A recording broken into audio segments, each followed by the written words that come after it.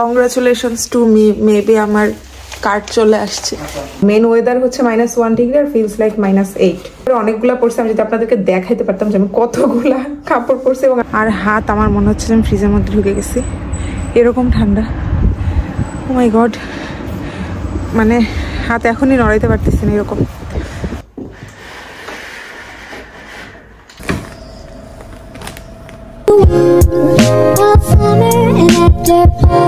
Hello everyone, আসসালামু আলাইকুম, welcome to a new daily vlog. আজকের বাইরের ওয়েদার এই দেখো, একদম জানালা থেকে পানি পড়ছে। রাতের বেলা হয়তো অনেক বেশি কুয়াশা পড়েছিল এ কারণে। যাই হোক, রুমের মধ্যে বসে থেকে আসলে বাইরের অ্যাকচুয়াল ওয়েদার বোঝা খুবই টাফ। আমরা তো ওয়েদার দেখে তারপরে বুঝি যে বাইরে কত ডিগ্রি আছে। আমার জানালার এখানে আমি 2টা ক্যাকটাস গাছ রেখেছি। তো এই 2টা আগে আমার কিচেনের পাশে ছিল, এখন আমি এই 2টাকে এখানে রাখি জানালার কাছে। তো আজকে দেখতেছি এগুলোর মধ্যেও একদম পানি পানি হয়ে গেছে। এখন আমি 2টাকে 2 জানালার 2 কর্নারে রাখছি। এবং এখানে আরেকটা সুন্দর জিনিস আছে ওই যে কর্নারে, এটা হচ্ছে বালু দিয়ে আঁকা, মানে বালু দিয়ে হচ্ছে এটার মধ্যে এক একটা কালারের বালু দিয়ে আঁকা। আমি মাত্রই ঘুম থেকে উঠেছি, 5-10 মিনিট হলো। তো রুম গোছাতে গোছাতেই শাওন আমাকে বললো যে আমি যেন আজকে মেইল বক্সটা একটু চেক করি, কারণ গত সপ্তাহে আমি আমার সিপিআর রেজিস্ট্রেশনের জন্য দিয়েছিলাম, সেটা কার্ড আসার কথা। এজন্য আমি পরে বললাম যে আচ্ছা ঠিক আছে যাই। এবং বাইরে এত ঠান্ডা যে মেইল বক্সটা একটু সামনেই বাসার, কিন্তু এটুকু যেতে হলেও আমাকে প্রপার একটু শীতের জামা পরে যাইতে হবে, তা নাইলে ঠান্ডা লেগে যাবে। আর আমার আবার খুব সহজেই হাত পা ফেটে যায়, তো এই কারণে ঠান্ডা বাতাসে যাওয়ার আগে আমি হাত পায়ে ভালো করে মোজা টুজা পরে নেই। কারণ লাস্ট যেদিন আমি শীতের মধ্যে ওই দিন শাড়ি পরে শুট করেছিলাম, তো তখন আমার পা একদম ফেটে অবস্থা খারাপ, কারণ তখন অনেক ঠান্ডা ছিল। কিন্তু আমাকে দেখে হয়তো বোঝা যায়নি, আমি বেশিক্ষণ বাইরেও ছিলাম না। যাই হোক, এই তো আমাদের বাসার সামনে এখানে এই মেইল বক্সটা, এটা হচ্ছে কমন প্লেস, এবং কমন প্লেসের মধ্যে মেইল বক্সটা আছে। আর এখানে সবার মেইল আসে এবং প্রত্যেকের মেইল বক্সে তাদের নাম দেওয়া আছে, আমাদেরটাতেও আমাদের নাম দেওয়া আছে, KM, Shaon and Eva.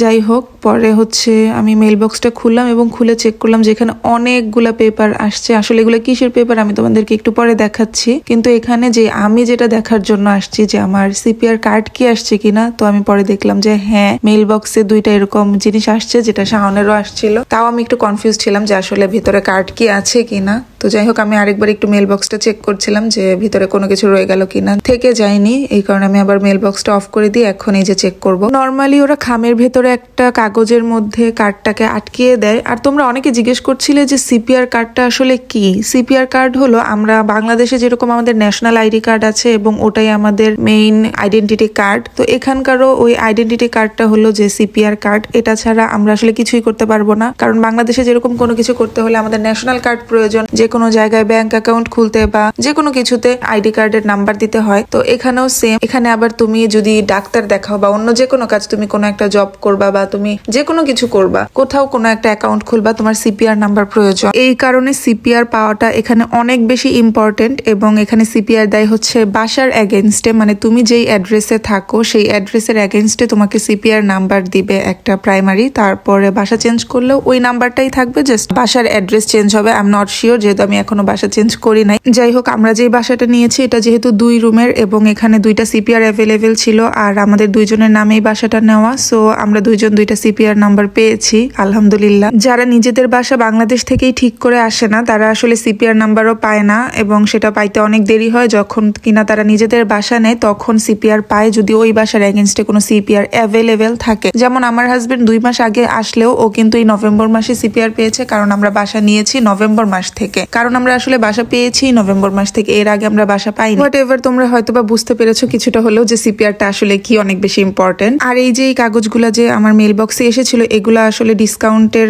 Paper. এগুলা বিভিন্ন শপ থেকে দিয়ে গিয়েছে, বিভিন্ন শোরুমে যেই সব প্রোডাক্টের উপর বিভিন্ন ডিসকাউন্ট আছে সেগুলো এখানে লেখা থাকে। ব্যাপারটা খুবই ভালো, বাসায় বসে থেকেই জানতে পারা যায় যে কোথায় কি ডিসকাউন্ট আছে। আর এই যে আমি রাসবেরি এনেছিলাম কয়েকদিন আগে, এগুলো একদম পচে গিয়েছে, এগুলো এখন ফেলে দিব। খাওয়ার আগে একদম এই জিনিসপত্রগুলো নষ্ট হয়, আমার কাছে খুবই খারাপ লাগে। কিন্তু কিন্তু কি আর করার, এখানে তো আসলে ফরমালিন দেওয়া থাকে না, এই জন্য অনেক দ্রুত জিনিসপত্র নষ্ট হয়ে যায়। আর আমরা যেহেতু দুইজন মানুষ, এত কিছু খাওয়াও হয় না। মেইনলি এখন আমি বানাবো হচ্ছে সকালের ব্রেকফাস্ট, কিন্তু ট্রাস্ট মি এখন কিন্তু আর সকাল নেই, কারণ প্রায় 11টা বেজে গিয়েছে। আর আজকে সকালে ঘুম থেকে উঠতে উঠতেও একটু দেরি হয়ে গিয়েছিল, এবং সবকিছু ক্লিন করে তারপরে আমি ব্রেকফাস্ট বানাই। আমার কাছে না হলে জিনিসটা ভালো লাগে। গতকালই আমরা অনেক কিছু বাজার টাজার করেছি, তো আজকে আমরা বানাবো হচ্ছে মাশরুম সকালবেলা। তো আমি এর আগে কখনো মাশরুম নিজে রান্না করিনি, মাশরুম খেয়েছি রেস্টুরেন্টে কিন্তু নিজে রান্না করি নাই। তো আজকে আমি রান্না করতেছি একটা রেসিপি দেখে। আমার ক্রিম অফ মাশরুম স্যুপ অনেক বেশি পছন্দ, লাইক অনেক পছন্দ, কিন্তু ওইটা এখন আমি বানাচ্ছি না, কারণ আমার কাছে ওই ইনগ্রেডিয়েন্টস সবগুলা নেই এখন যা যা প্রয়োজন। তো যাই হোক, আমি এটা ঝাল ঝাল করে বানাচ্ছি। প্রথমে বাটার দিয়েছিলাম, তারপরে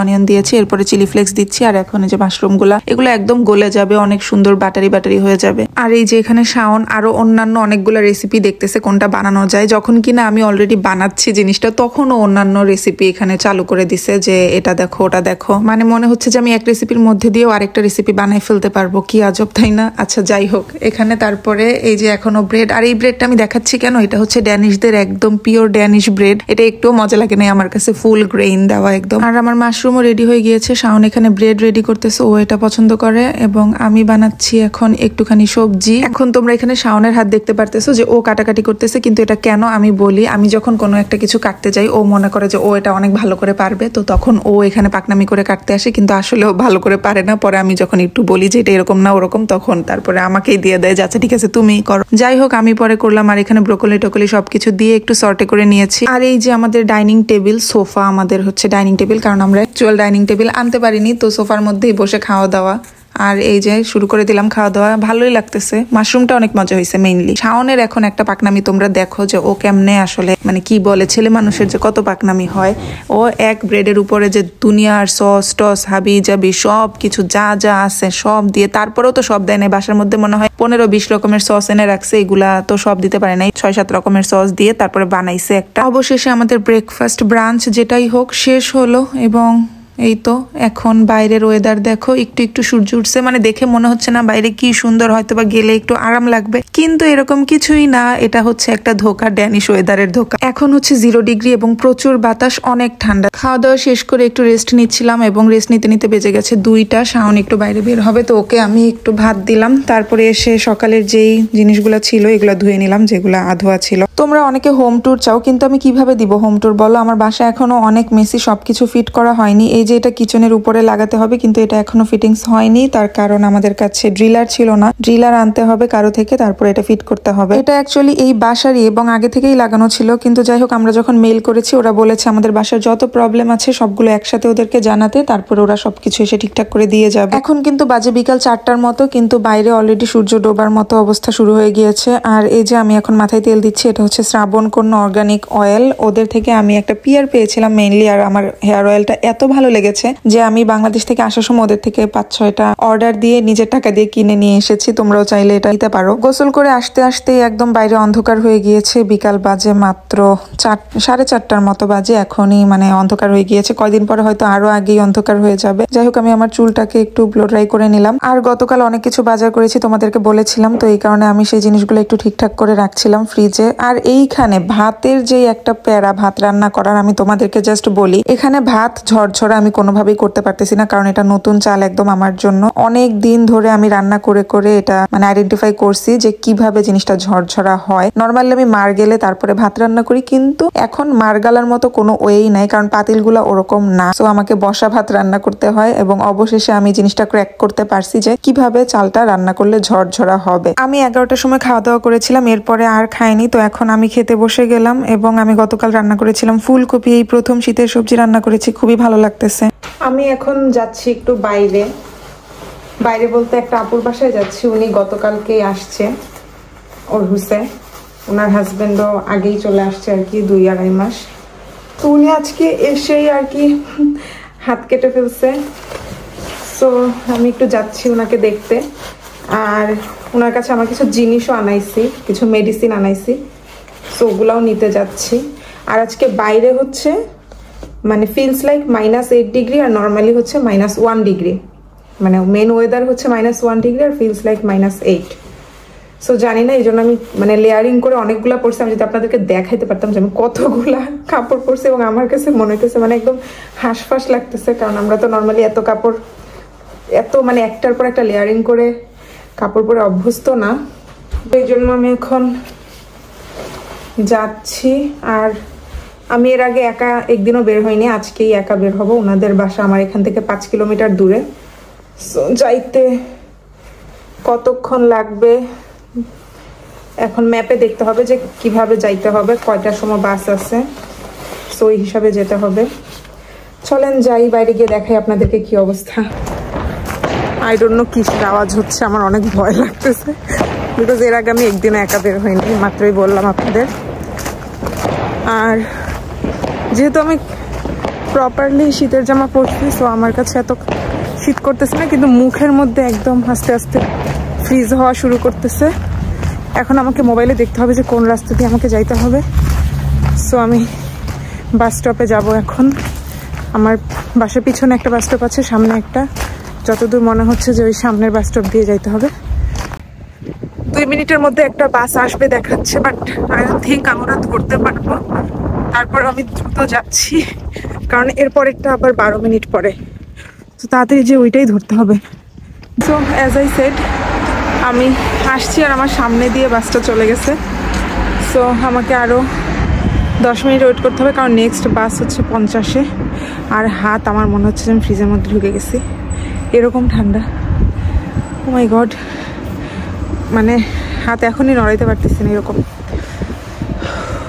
guess what guys, guess what, আমি ভুল বাস স্টপে চলে আসছি। আমাদের বাসা থেকে ওই আপুদের বাসায় 2টা ওয়েতে যাওয়া যায়। একটা হচ্ছে ডিরেক্ট যাওয়া যায় একটা বাসে, এবং আরেকটা হচ্ছে একটা বাস চেঞ্জ করে আরেকটা বাসে। তো আমি ভাবছি যে অবশ্যই আমি ডিরেক্ট বাসেই যাব, কারণ যেহেতু আমি প্রথম দিন একা বেরোইছি, আর ডিরেক্ট গেলে হচ্ছে সময়ও কম লাগে। কিন্তু আমি যেই বাস স্টপে যাচ্ছি, ওখান থেকে যেই বাস যায় ওটা আসলে একটা বাস থেকে নেমে তারপরে আরেকটা বাসে উঠে দেন যাইতে হবে, এবং এটা অনেক সময় লাগে যাইতে এভাবে। আর এখানে এক জায়গা থেকে আরেক জায়গায় যেতে হলে লোকেশন ম্যাপের মধ্যে দিলেই সেখানে দেখাবে যে সেই জায়গায় কোন বাস যাবে এবং কোন বাসটা কয়টার সময় আসবে, সেটার বাস স্টপেজটা কোথায়, বাস স্টপেজে কত মিনিট হেঁটে যেতে হবে, এবং যেই জায়গায় নামবো সেখান থেকে ওই লোকেশনে যাইতে হলে কত মিনিট হাঁটতে হবে। আমি ওভার কনফিডেন্ট হয়ে মোবাইলে ভিডিও করতে করতে এক বাস স্টপেজে চলে আসছি, এবং এখান থেকে দেখি যে না, ডিরেক্ট যায় না। তো যাই হোক, কি আর করে, এখন অন্য বাস স্টপেজে গেলে ওখানেও যাইতে দেরি হবে, এই বাসটাও মিস করবো, এটা ভেবে আমি পরে ওই বাসে উঠে গিয়েছি। এবং এখন আমি যেইখান থেকে আরেকটা বাসে উঠবো ওখানে নেমে গিয়েছি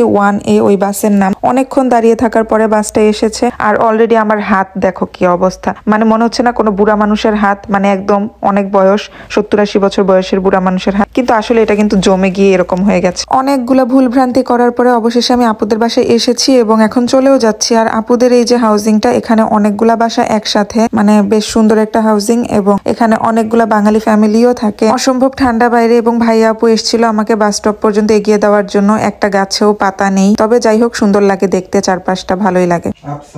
সো আমি আজকে আবার আপনাকে দেখা যাচ্ছে, মানুষ আবার এসে কমেন্ট করবে এত মিনিটে ভাইয়াকে দেখা যাচ্ছে, এত মিনিট পরে সবাই ওটার মধ্যে ক্লিক করে 0.5x দিয়ে দেখবে। আর বাঙালিরা তো এমনি অনেক বুদ্ধিমান, চিকন বুদ্ধি সব আমাদের সবার। যাই হোক, সো আমি হচ্ছে আসছি, 4-5 মিনিট হবে, এই কারণে মানে তাও আমার মানে নাক এগুলো পুরো লাল হয়ে যায়, কারণ এইটুকু তো বাইরে থাকে। এমনি ঢেকে রাখা যায় চাইলে, বাট সবসময় তো আসলে মানে এমনি এত এত জামা কাপড় বাইরে পরে যায়, তার মধ্যে আবার আরো বেশি পড়লে মানে একদম পুরো, যখন বাসে বসি তখন খারাপ লাগে অনেক বেশি, কারণ বাসেও তো হিটার চলে। তো এই জন্য হাতটা আজকে একদম পুরো ফিল করতে পারতেছিলাম না। এখন মনে হয় ফিলস লাইক -9, তাই না? ফিলস লাইক -9, আর অ্যাকচুয়াল টেম্পারেচার হচ্ছে -1। এবং কিছু কিছু জায়গায় হচ্ছে বরফও পড়ছে। আমি যখন আপুদের বাস থেকে বেরোইছি দেখি নিচে হচ্ছে যে বরফ, মানে শক্ত হয়ে গেছে এরকম বরফ আর কি। তো এটা আমি ক্যাপচার করি নাই মনে হয়। যাই হোক, আমি এতক্ষণ পরে আসলাম, আর আসার সময় আমি একদম ওই মানে যেই বাস ডিরেক্ট আসে ডিরেক্ট বাসে আসছি, এবং এসে অনেকক্ষণ হাঁটা লাগছে, অবশ্য 12 মিনিট মতো হাঁটা লাগে বাস স্টপ থেকে বাসা পর্যন্ত। তাও যাই হোক, অনেক কম সময় লাগছে, যাওয়ার সময় অনেক হ্যাসেল হয়েছে। তো এখন এই তো আজকে এভাবেই আমার দিন শেষ হইলো। আজকে ভিডিও এ পর্যন্তই। তোমরা যারা যারা আমার ভিডিও পছন্দ করো অবশ্যই আমার চ্যানেল সাবস্ক্রাইব করো, আর ভিডিওতেও একটা করে লাইক দিও। আর নেক্সট ভিডিও আসবে সুন। আজকে ভিডিও এ পর্যন্তই। আল্লাহ হাফেজ, bye bye, see you in my next video. ব্লগে বাই বলার পরেও আরেকবার ক্যামেরা ওপেন করলাম। এই যে আমাদের আজকে রাতে সারাদিনই সব কি বলে জাঙ্ক ফুড বাসায় বানায় খাইলাম। সো এই তো এটার মধ্যে একদম সব আছে, সব ভেজিটেবল, সব ধরনের সস আছে, প্রায় 5-6 রকমের সস আছে, আরও বেশি থাকতে পারে।